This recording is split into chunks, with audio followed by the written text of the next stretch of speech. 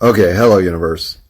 Uh, I did want to apologize for how much I handle my phone. As a matter of fact, as I put my phone down, I'm just a little out of practice, I haven't done a whole lot of recording in June, so I handled the fuck out of my phone in this one.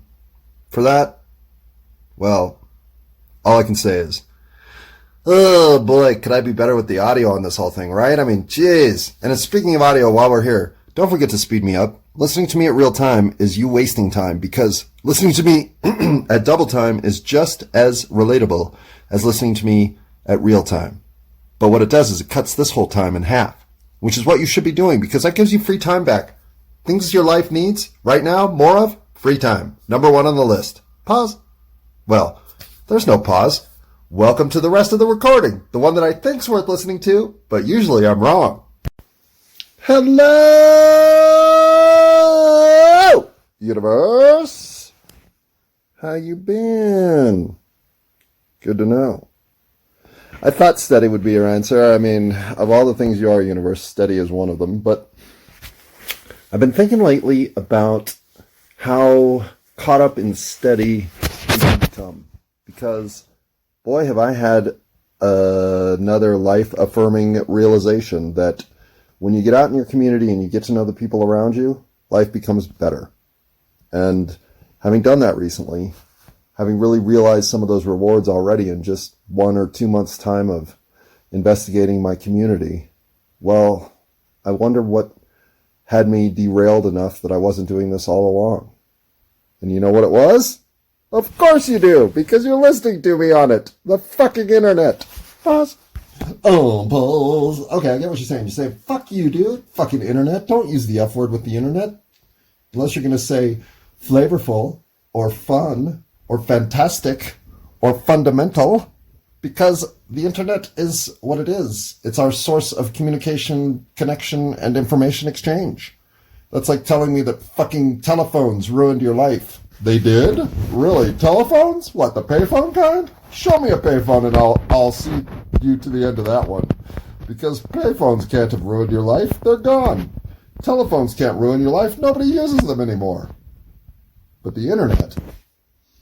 The internet. The fucking internet. The fucking internet. The place where we all go to become dumb, less evolved, less ascendant, less vibrant versions of ourselves. So yeah, fucking internet. Pause. Pause, you hypocritical bastard. What are you doing here except exchanging dumb information across the internet? It's your fucking fault, man. If the internet's broken, you broke it. Now that's a fantastic retort. One that I hadn't written in my notes here, so how you came up with that, subconscious, I do not know. But I am impressed, and I will pause to think about how to respond to you. Pause. Pause here at 10:40 on the 18th of June, making it 2 days from my sister's birthday, 10 days from my birthday, and 16 days from the 4th of July. Well, I say to you, okay, yeah, I am kind of a dumb fuck motherfucker exchanging information on the internet in a way that creates other dumb fuck motherfuckers. I agree with that. But I've always said, A, you have something better to be doing with your life than this, which means I'm trying to kick you off the internet every time I record. And B, I also think that I tell you that you can't believe anything I tell you. You have to go find things out, and that doesn't mean Googling them. Because as we discussed in the last one, stupid people are getting dumber because they're just accepting what Google has to say as the gospel. Do you know what that does to dumb people? Well, it makes them stupid. Pause. Palatable on balls. Well, I'm not going to say that I understand what your width and depth of palate are, so calling this unpalatable, I do not know. I do not know, but I thought since we're here, and since I've already brought up the stupid people being dumb and the dumb people getting stupider, well, I do have to talk about the smart people. And the smart people, honestly, are more insightful and aware than I remember them. And I am running into some smart people. In fact, I'm running into smart people in the least likely places, which is what you always want to do, because when you run into smart people in the places you expect to find them, usually those people turn out not to be very smart. However, when you run into the smart people in the places you least likely find them, oh boy, vaporizer, buzz. Okay, so I said I'm out of weed, which I am, but I still have one cartridge left in my vaporizer. And vaporizer stuff doesn't really get me high here at the 420 mark, but it does sometimes get me a little stoned. So if I get stoned for the rest of this episode and end up talking in diluted terms of delirium, well, blame the weed, right? Buzz. But you gotta go looking for smart people in the lowest of places, because people are just smart. All kinds of people are smart. Even the fucking stupid ones that are getting dumber are smart. They've just been misled from the get-go into some sort of tar pit of non-relevance, and then they get twisted around, and some other, I don't know, some tapir is falling into the tar pit next to them and suffocating, and so their bad idea becomes the idea of the person that's stuck in the tar pit with them, and all of a sudden you got this just festering sore of idiocy that turns into a life of a stupid person. And yeah, I didn't explain that very well, but at the same time, you know what I mean? I know you do. And yet, if you're a smart person, even if you're that tapir that slipped into the tar pit and is now suffocating, you recognize that all of the things you've assumed were accurate and reliable until this point are now unreliable, inaccurate, and frankly letting you down to the point you're suffocating in a tar pit. So you got to change your fucking ways immediately. And a dumb person just goes, oh, I think I'm in a tar pit. Now I think I'm going to suffocate and die. Now, I'm not saying the smart person gets out of this predicament, but at least the smart person realized they fucked up and better reassess. Those people are still out there. But the people willing to just suffocate because I fell into the tar pit, their number is huge now. Pause. Unpolluted, unpause. Well, of course I give a hoot and don't pollute, don't you? Come on. Quit polluting if you're a polluter. What is wrong with you? If there's one thing I can say I universally dislike, it's polluters. But I give a hoot, so I don't pollute. As should you. Okay, back to the topical matter at hand, which today, here on the 18th of June, as we're about to hit my sister's 53rd birthday, and we're 10 days away, boy, my mouth don't want to work. Okay, mouth, here we are, 18th June. Time, 10:51 p.m. Objective, to get to my birthday without having major issues on my sister's birthday, or on the 10 days between now and my birthday. When my sister turns 53 on Thursday, I, unfortunately, will be working. I know, it's crazy. I got a fucking job. Oh, I got a job. Oh, fuck, I got a job. But I don't have any money. I mean, literally, I don't have any money. I have 26 cents to make it from now until the 5th of July when I get paid. Fortunately, I think I have enough rice to eat to not starve to the point that I get there. But yeah, I had to get a job. And so I'm not going to tell you where I work this time. I think that was a mistake last time. So rather than dragging in the company that I'm working for, I would rather just talk about the general culture of America and getting a job and all that shit that goes along with it. Especially a job that involves the corporate behemoths. And I'm definitely working for one of those. So the one thing I'll say about this place compared to the other corporate behemoth for whom I've worked, and since they're in my past and I will never ever engage with them again, even as a customer most likely, since I have alternatives to go to the red apron or the blue apron, why would I go to the orange apron known as Home Depot? Because Home Depot and its corporate overreach fucking trashed my life. And so why go back and bite on the corn dog that is corporate America one more time? I don't know. Because I was lazy about my job search, number one. Because I'm lazy about where I want to work. In other words, the closer to home, the better, number two. And because, well, I needed a job. So off to this place 1 block away from me, I go to work. Yeah, no, it's not even a block. Well, I guess once you cross the street and then you walk the rest of the way, it's probably exactly a block. Well, actually, because you have to go over to Winona, it's probably 2 blocks. Okay, we'll call it a 2-block walk to get to work, which is pretty fucking sweet. It's another reason I'm working there. But the first time I walk in for the interview process, of course, I always expect to interview outstandingly, just like you should, because interviewing is easy. You just have to be ready to have a dynamic conversation with the person you're sitting down with. It's a lot like sitting down at the bar and talking to whoever's next to you. Yeah, you don't really know what's coming, but if you're armed for the conversation and ready for the dialogue, you should be able to at least come out with a win-win situation. If not being awestruck by how dynamic the conversationalist you just ran into at the bar was. Which I ran into 3 times in the last month. Fuck yeah. And because I love conversation, well, when it comes to interviewing, I mean, that is my forte. This whole long interview I've given you, do you not want to give me a job? I'll bet you do. Pause. Pause. So, I have a very specific arrangement for how I keep the 2 windows in my kitchen organized with the blinds.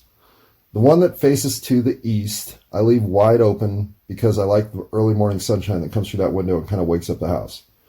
The one that faces to the south, I keep one of those windows open, but I keep the blind shut because if I leave the blinds open, then the window being open lets the bugs crawl in. So I try to avoid that by keeping the blind closed tight. And I just walked into my kitchen and that blind is wide open.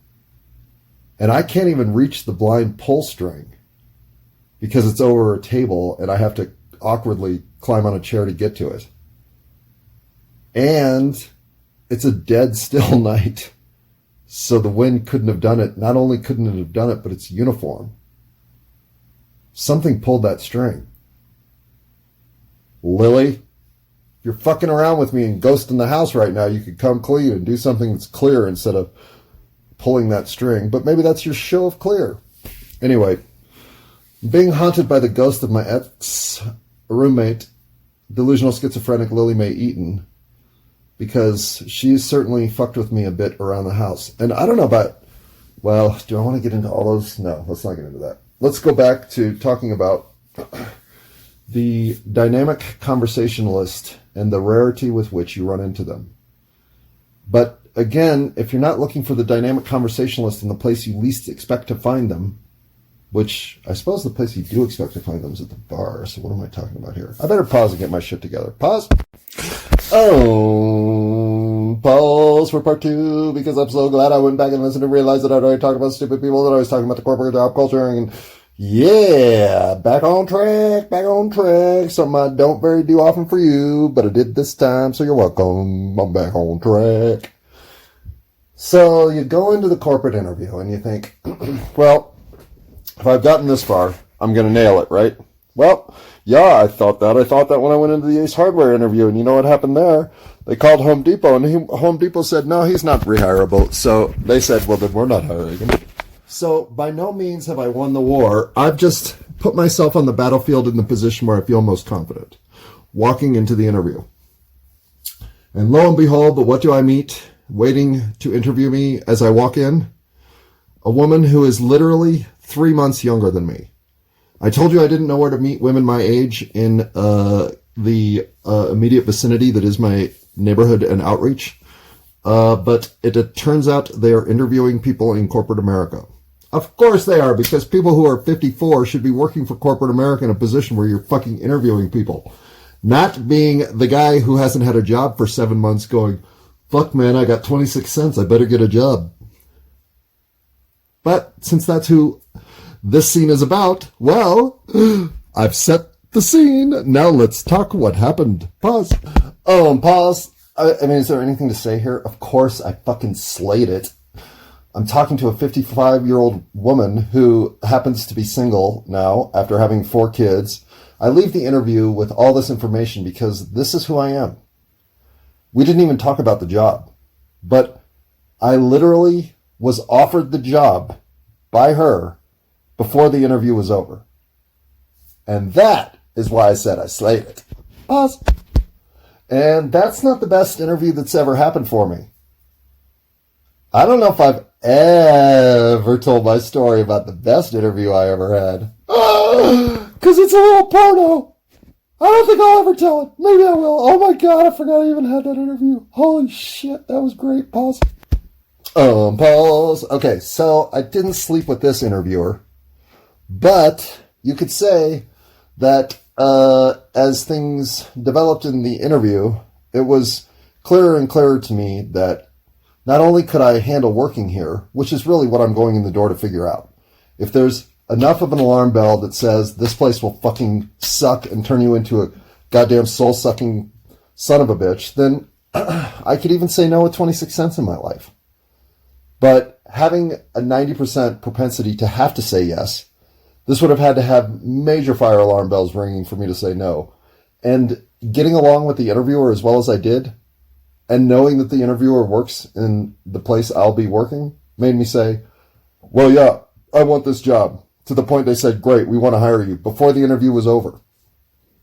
And that meant that from the time I sent in my application to the time that I knew I had the job, well, wait. Oh, there's more drama to this. I forgot. We have to go to stage 2. Pause. Pause. And the rest of the world, well, excluding, say, the Great Britain people, the French people, the German people, the Australian people, the New Zealand people, probably a lot of the peoples in Europe that I'm not thinking of, but if in America, and Canadians, I'm sure you're in on this, but if in America you apply for a job, everything goes to the point that they're like, yay, we really like you, we want to hire you. Well, that's just the initial dance. There hasn't even been any foreplay yet. Because the next stage is when you go down on someone and say, wait, you've got chlamydia, this is not going to work out. Because what they're doing is they want to find out how much venereal disease might be in your Johnson that they don't know about, so they put you through something called a background check. And given that I have a felony record, a background check and I are always terms that feel a little bit at heads. So once offered the position, I am told by the hiring manager that they will be sending me an email link, immediate email link to jump into the schedule for paperwork, of which there are 13 pages to fucking go through. Some of these are documents to go through, and some of these documents are 4 or 5 pages long. I mean, you're about to read a bunch of shit about having your background data mined. And in so doing, you're also going to read a bunch of shit about all the things they're continuing to mine on you as you become an employee of their company. I shit you not. I actually read all those documents this time because I thought, for once in my life, I'm going to see what the fuck all this shit says. And the amount of coverage I gave my new employer to track and update information on me at will is stunning. Because they have no right to know what the fuck I'm doing with my life 6 months from now. But they have every legal authority to go in it and find out. And I gave it to them. And everyone who's signed all these background check documents has likely given the same authorization to their employer to keep checking up on them as willed by the employer necessary. And that can mean anything. From, hey, you have been a little too happy at work lately, to, dude, we saw you smoking meth in the parking lot. It doesn't take much to trigger corporate entities' curiosity about investigating you. And once you've signed over the legitimate thread of, yeah, whenever you want, bro, well, then trust me, whenever they want, and on a regular schedule, you're getting everything about you checked. And we know that, right? We live in America. We live in a surveillance state. If you live in Great Britain, you live in an even worse surveillance state. And if you live in Israel, well, then I don't know what to say. Get your shit together. But for the rest of the world, this has become the new norm. And this is bullshit. There's no gap here for your employer to expect you to be doing bad things. As soon as the world becomes a surveillance state in which we're looking to find what's going wrong with each other, is the time that we'll limit each other only to what we can do wrong. This is a train headed downhill into a snowball that's going to roll further downhill, that's going to fall off a cliff into the universe that is the Roadrunner versus Wile E. Coyote, and it's going to fucking hit the Roadrunner this time. There will be no more show. It'll be the end of humanity. We'll just be the automatons that they're programming us to be so that we can produce for the workforce, so the economy can keep making fake money, so that all of us can pretend that this is a fulfilling life. Or we could say no more. But given the fact that I just read those documents and they seem to be piling up even more than when I got the job at Home Depot, I'm guessing nobody's saying no more. We're just saying, now what? Pause. Balls. It's still unpeppered. Damn, of all the things I miss the most, it's fucking pepper. Probably because I'm eating rice, plain, but at least I still have a little bit of salt, but I'm going to run out of that before the fucking 5th of July, I can tell you that. So I strung out my finances too far in this launch of wandering philosopher mode, but that's okay. I wandered and I philosophized, and I feel like, I pulled some strings together that made me the more dynamic person I've always ascending to become. I'm always ascending, not I've. Because it's important to me that, given my perch of preference, that of single white male with no kids and no responsibility and no fucking worries in the world, well, I gotta go out and philosophize. Because the rest of you got too much shit on your plate, right? Fucking life's a stress. You're not getting enough sleep. You're up listening to this shit. I mean, there's just a time in life when you reassess and think, am I doing it wrong? And when I did this and I came up to the answers, yeah, I'm fucking doing it wrong, and realized that Wandering Philosopher was doing it right, well, I never feel bad if I only have 26 cents on my dresser. Other people, that freaks them the fuck out. Let me say that again. For other people, that freaks them the fuck out. And I can't explain why I've always known that this universe will take care of me as necessary, and it has shown that in 2024 more than ever.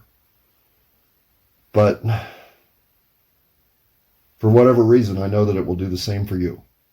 If you just believe that the self you are most here to manifest is worth manifesting for the rest of us.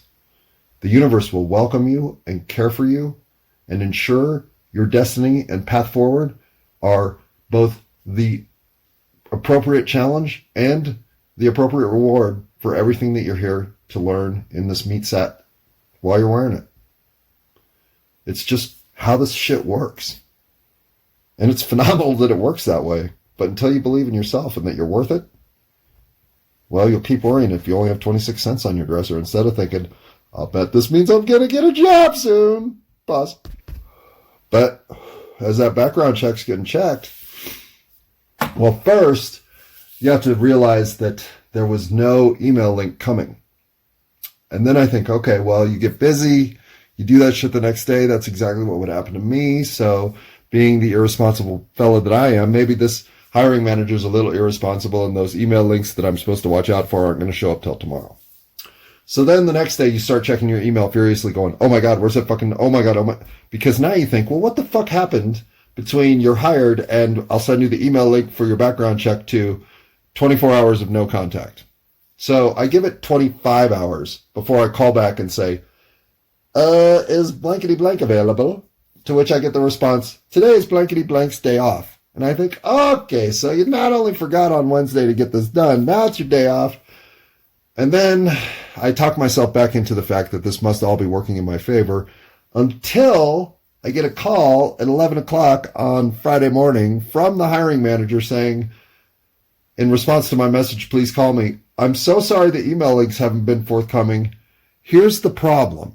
And I think, fuck, I'm not going to get this job. Fuck.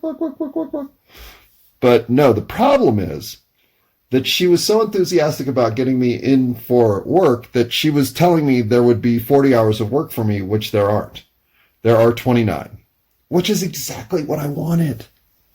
So this isn't disappointing. This is good news. This means I don't have to do fucking 40 hours every week already, which I'm sure I'll be elevated to within a month or two. So just give me a break and let me re-ease myself into the whole corporate fucking work environment, which now I have to be participating in again because I gotta eat something besides rice. And pay electrical, and pay water, and pay phone, and, So, and pay to host this fucking podcast. Because I love you. And in the long run, these kinds of snags in any other environment are nothing.